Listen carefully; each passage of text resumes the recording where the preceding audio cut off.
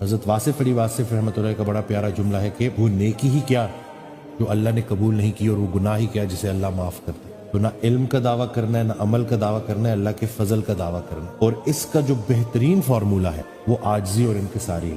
ہم نے اتنا اجلا بھی نہیں ہونا کہ لوگ ہمیں میلے نظر آئیں۔ ہر درویش کا ایک ماضی ہوتا ہے اور ہر گناہ گار کا ایک مستقبل ہوتا ہے۔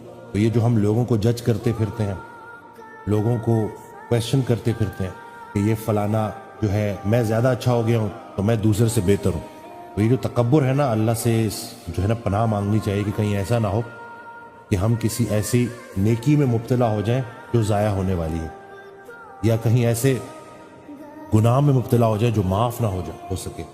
اللہ ہمیں ایسے گناہوں سے بچا جو دعا پر سے اعتماد چھین لیتے ہیں۔ یہ دعا کرنی چاہیے، جو مجھ سے توبہ کی توفیق چھین لے۔